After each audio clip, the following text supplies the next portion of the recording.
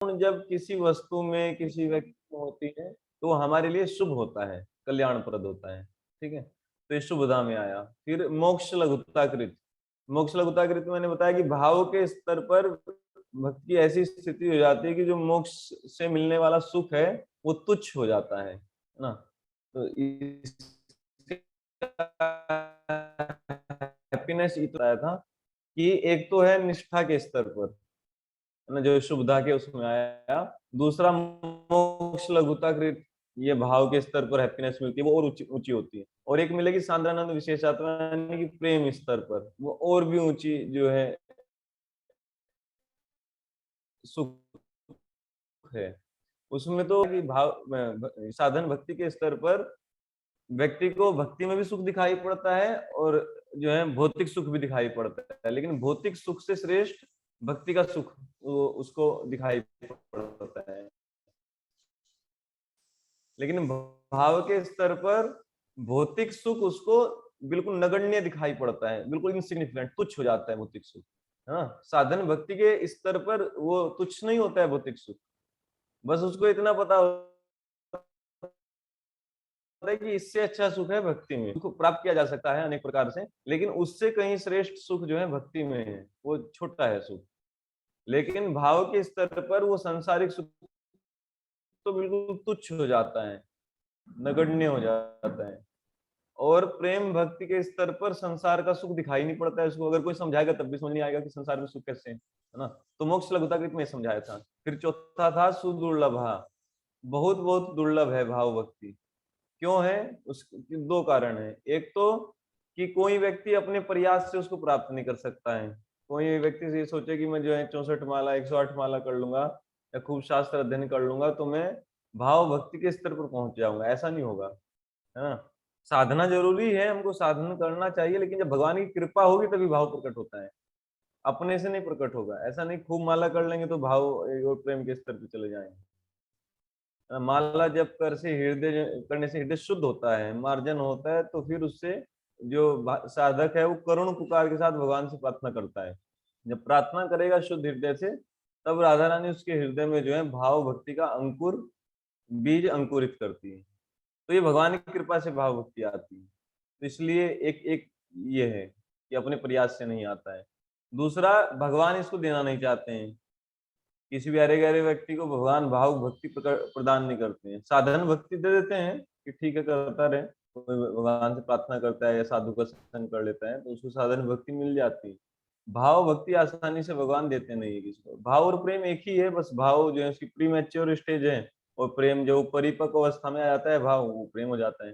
वैसे भक्ति एक ही जैसी है दोनों लगभग। तो भाव और प्रेम भक्ति भगवान किसी को देना नहीं चाहते हैं, बहुत ही रेयर केस में किसी को देते हैं जब वो उससे वो संतुष्ट हो जाते हैं। तो इसलिए जो भाव मैंने आपको बता ही दिया कि प्रेम के स्तर पर जो भक्ति से मिलने वाला सुख है वो इतना घनीभूत हो जाता है, इतना इंटेंसिफाई हो जाता है कि उसमें जो भौतिक सुख है वो पेनिट्रेट ही नहीं कर पाता है। जैसे जैसे कोई ऐसे मेटल का एक लेयर बन गई, मेटल का लेयर, आयरन का लेयर है, और नीचे से मान लीजिए इसमें इसमें कुछ जो है हम पार करना चाहें इधर से, इस साइड से सुई लेकर के आए और ऐसे पार करना चाहे, क्योंकि आयरन का है तो आयरन में से सुई पार नहीं होगी, कपड़े का होता तो सुई पार हो जाती, इधर से निकल जाती। तो भौतिक सुख नीचे है, और मान लीजिए ये है आपका आध्यात्मिक सुख, प्रेम भक्ति का सुख। तो प्रेम भक्ति से मिलने वाला सुख क्या है कि इतना घनीभूत है, इतना उसका इंटेंसिटी हाई है कि वो सॉलिड लेयर की तरह चढ़ा रहता है आत्मा के ऊपर। तो भौतिकता से मिलने वाला सुख उसमें पेनिट्रेट ही नहीं हो पाता है ना। तो जैसे आत्मा मान लीजिए ऊपर है तो आत्मा तक वो सुख की पहुंची नहीं है, भौतिक सुख की। उस व्यक्ति को भौतिकता में सुख दिखता ही नहीं है, प्रेम स्तर का लेवल का जो है। भाव भक्ति के स्तर पर भौतिक सुख दिखता है, लेकिन वो तुच्छ होता है, बिल्कुल उस पर थूक देता है वक्त। और साधना स्तर पर तो उसमें गिर भी सकता है, क्योंकि साधना स्तर में उसको सुख दिखाई देता है और कंपेयर भी करता है, लेकिन फिर सोचता है कि भक्ति में ज्यादा सुख है, इसलिए भक्ति करता रहता है। तो प्रेम के स्तर पर ऐसी स्थिति है कि व्यक्ति गिरता नहीं, क्योंकि उसको इस संसार में सुख दिखाई नहीं पड़ता है कहीं पर। फिर छठा था श्री कृष्ण आकर्षणी, भगवान कृष्ण को भी आकर्षित करने वाली होती भक्ति। ये 6 चीजें मैं पढ़ा था। अब अध्याय 2 देखिए। गौरवतार प्रभु।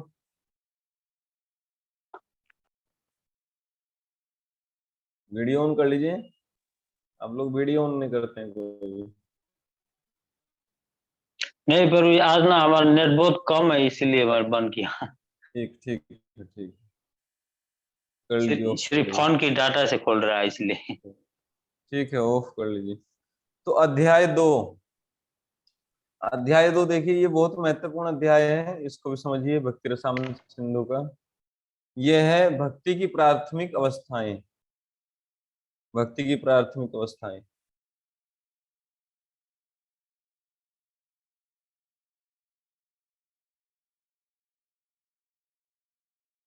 तो पहली चीज तो इसमें मैं इस अध्याय में यही बताऊंगा आप लोगों को, जो मैंने अभी बताया कि जो भक्ति के 6 लक्षण हैं, पहले 2 लक्षण साधन भक्ति के अंतर्गत आते हैं। पहले 2 लक्षण साधन भक्ति में भी निष्ठा स्तर पर आकर के प्रकट होते हैं। भाव स्तर पर पहले 2 प्लस फिर बीच के 2, 4 लक्षण प्रकट होते हैं, याद रखिएगा। और प्रेम भक्ति पर पहले 4 और प्लस 2 और सांद्रानंद विशेषात्मा और श्री कृष्ण आकर्षण, ये 6 के 6 लक्षण प्रकट होते हैं। एक चीज ये पता चली आपको, अध्याय 2 के शुरू में मैंने बता दी। फिर अब एक हेडिंग डालिए, अंग्रेजी में लिख सकते हैं आप, qualification for practising devotional service, है ना। भक्ति करने की पात्रता, भक्ति करने के लिए पात्रता, क्या पात्रता होनी चाहिए, क्या क्वालिफिकेशन होनी चाहिए किसी व्यक्ति की भक्ति करने के लिए। भाई आप किसी भी स्कूल में एडमिशन लेते हैं या कहीं पर भी जाते हैं, क्वालिफिकेशन लगती है कि इस व्यक्ति के पास कम से कम इतना होना चाहिए, तब जो है इसको हम यहाँ पर एडमिशन देंगे। तो भक्ति भी एक मार्ग है चलने का। जैसे आप रोड पर भी चलते हैं तो उस पर लिखा रहता है कि भाई मिनिमम स्पीड 60, 60 से कम नहीं चलाना इसमें, एक्सप्रेस वे पे। इससे कम चलाओगे तो पुलिस पकड़ लेगी, उसको आपको उतार देगी एक्सप्रेस वे से, बहुत धीरे चलते हो तो ये दूसरी साइड चलो। हाँ। या मैक्सिमम स्पीड कहीं पर लिखा रहता है कि इससे ज्यादा चलोगे तो फिर जो है पुलिस पकड़ेगी, 100 से ऊपर चलोगे तो कहीं पर। तो एक मिनिमम क्वालिफिकेशन लगती है। तो साधन भक्ति के लिए या भक्ति के लिए किस क्वालिफिकेशन की जरूरत है, ये देखिए।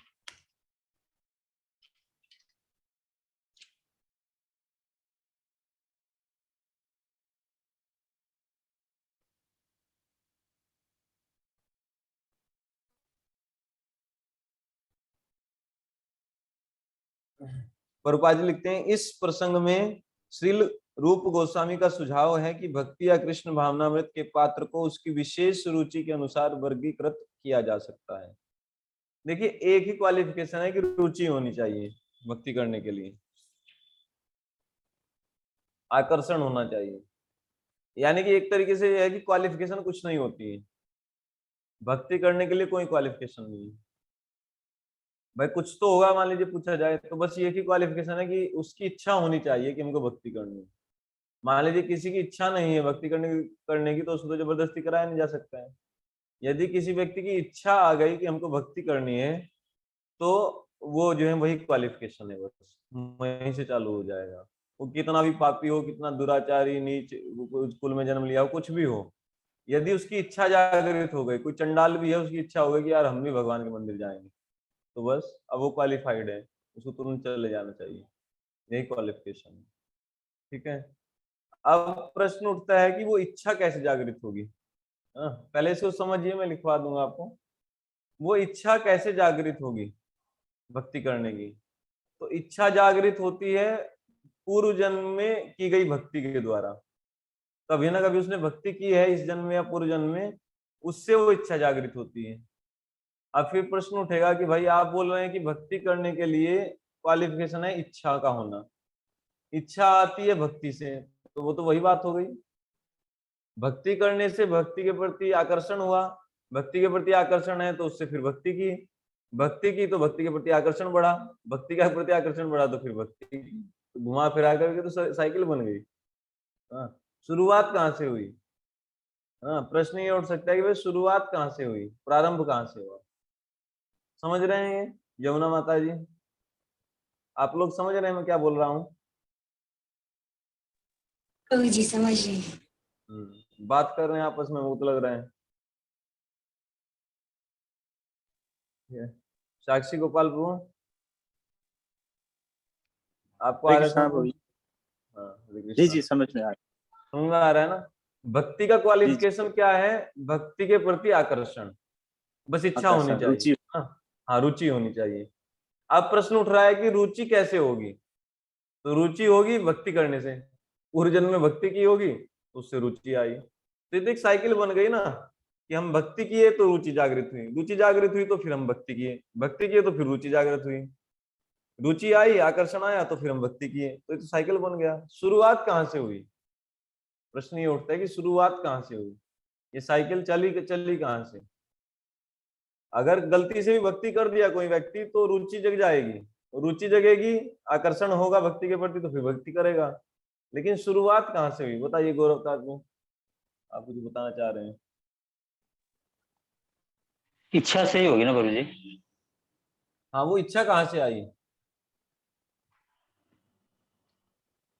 पूर्व जन्म की कर्मों से। ये तो साइकिल कहाँ से शुरू कर रहा है मालूम? कर्म से नहीं आई, पूर्व जन्म की भक्ति से। पूर्व जन्म की कर्म से, कर्म से नहीं, भक्ति से। भक्ति से। हाँ, कर्म से इच्छा नहीं आती। तो पूर्व जन्म में भक्ति क्यों की उसने? मेरा प्रश्न ये है कि पूर्व जन्म में भक्ति कैसे की? इस जन्म की भक्ति तो उसने इसलिए की क्योंकि पूर्व जन्म में उसने भक्ति की थी तो इच्छा आ गई। तो पूर्व जन्म में भक्ति क्यों की? बोले हैं? सुकृति से, अज्ञात सुकृति से। तो अज्ञात सुकृति कहाँ से आई? भक्तों के तारीफ फुलफिलाई कर रहे हैं, भक्त लोग के साथ अच्छा काम कर रहे हैं। Very good. देखिए भोले प्रभु ने इसका आंसर कर दिया है ना। कहाँ से मिला आपको? ये अपने से बताए या कहीं से पढ़ के बताए? नहीं, एक दिन यहाँ वाद विवाद हुआ था, वहां से सुना था। हाँ, देखो बिल्कुल सही आंसर किए हैं भोले प्रभु, है ना। देखिए पूर्व जन्म में भक्ति कहाँ से की? हम बोले कि इच्छा से व्यक्ति भक्ति करता है, इच्छा होनी चाहिए, इच्छा जागृत हुई पूर्व जन्म में की गई भक्ति से। तो पूर्व जन्म में भक्ति कैसे हुई? इच्छा से, है ना। तो ऐसे साइकिल घूम रही है। हमारा प्रश्न है कि ये शुरुआत में इच्छा कहाँ से आई? तो वो है कि अज्ञात सुकृति से आती है। अज्ञात सुकृति क्या होती है? वो बिना सोचे समझे की गई भक्ति। वो कैसे आती है? भक्तों की कृपा से। हाँ, जैसे आप कहीं जा रहे हैं तब तक भक्त लोग जो है हरिनाम संकीर्तन निकाल रहे हैं, भक्त लोग हरिनाम संकीर्तन लेकर के जा रहे हैं या रथ यात्रा निकाल रहे हैं, तो कोई व्यक्ति बिजनेसमैन है अपनी दुकान के अंदर बैठा है, तब तक निकल करके आया बाहर कि भाई देखो क्या चल रहा है, हो गए, है ना, जगन्नाथ बलदेव सुभद्रा। और उसको पता भी नहीं है कि ये कौन है। जैसे हमको भी नहीं पता था, जब हम 17-18 साल के थे पहली बार हमको पता चला कि जगन्नाथ जी होते कौन है ना। हमारे गांव की साइड तो जानता ही नहीं था कोई, हम जानते ही नहीं थे। हम पुणे मंदिर में गए इस्कॉन के, तो जगन्नाथ बलदेव सुभद्रा का हमने जो है विग्रह देखा पहली बार। तो मैं तो बोला कि कार्टून कौन है, कार्टून जैसे लगते हैं ना जगन्नाथ जी जैसे कार्टून बनते हैं, बड़ी बड़ी आंखें, ऐसा। हम सोचे कि मतलब कार्टून का चित्र क्यों बना रखा है।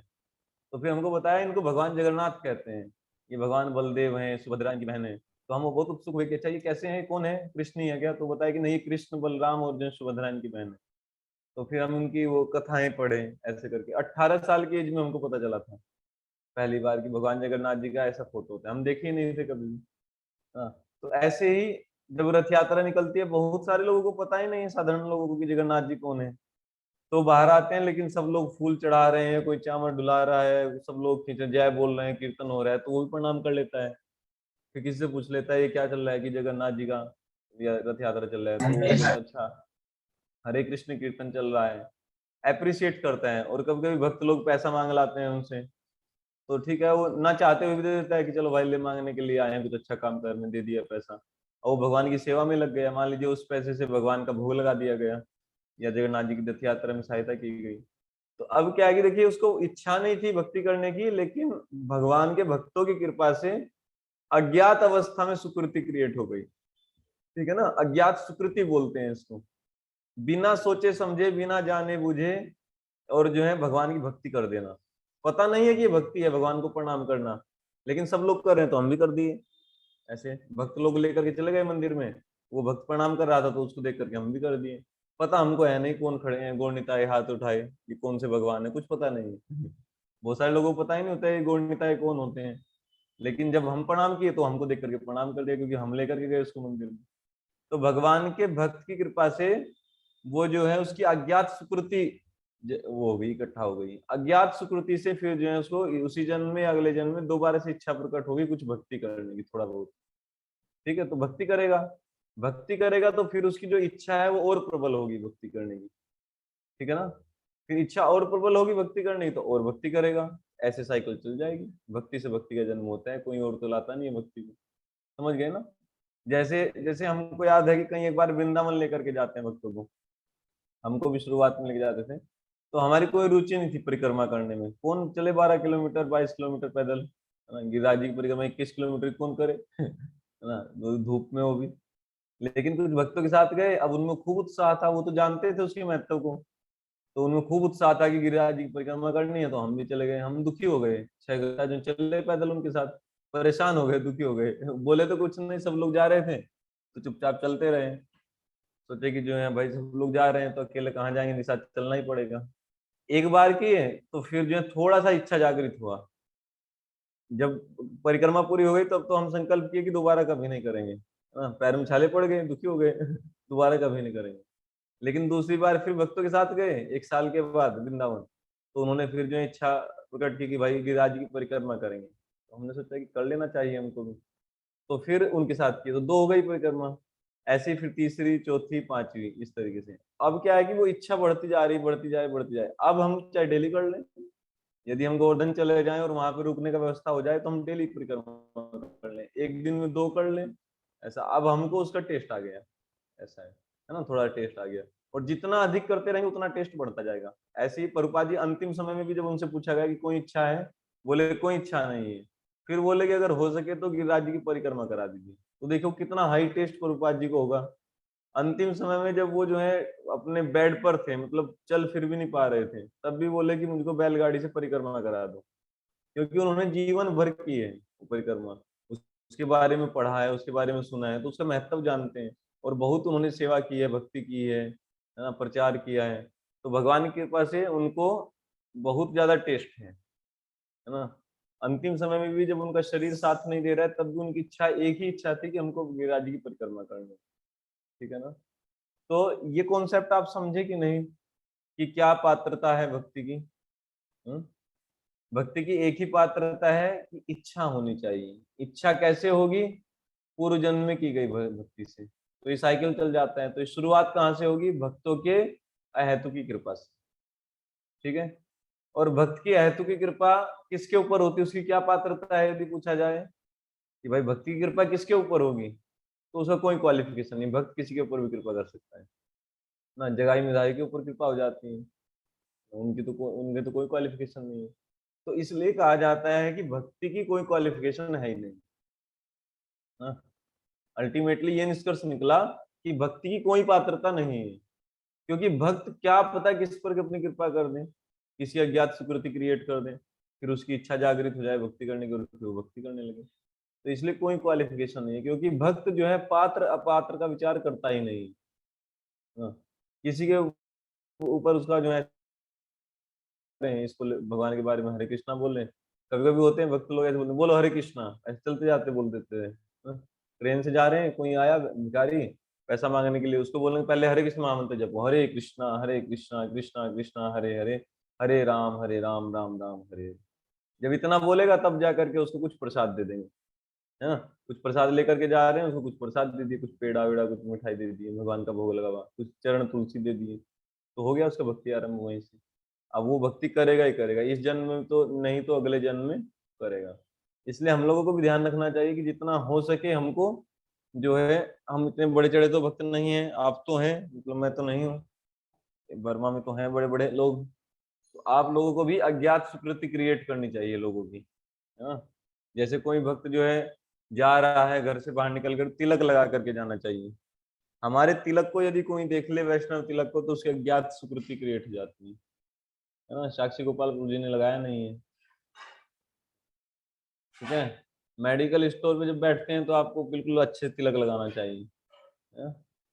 कंठी ये छिपानी नहीं चाहिए, कुछ भक्त कंठी छिपा करके बैठते हैं, इसको पूरा ऊपर तक ही रखना चाहिए, सबको दिखाई पड़े, कंठी दिखाई पड़े, तिलक दिखाई पड़े। इससे अज्ञात सुकृति जगती है। और हो सके तो धोती कुर्ता पहना करिए, धोती कुर्ता को देख करके व्यक्ति देखेगा अच्छा ये तो भक्त है, प्रणाम प्रणाम महाराज। कोई लोग, कुछ लोग पंडित जी बोलेंगे प्रणाम पंडित जी प्रणाम महाराज, बाबा प्रणाम, ऐसे बोलेंगे। तो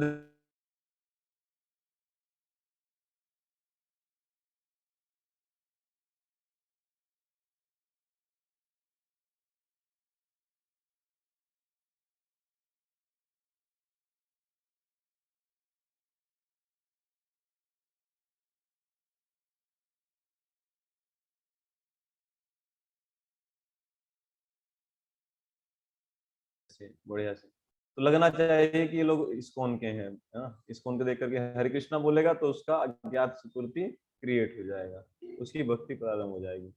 और जब भी हम कहीं जाएं कुछ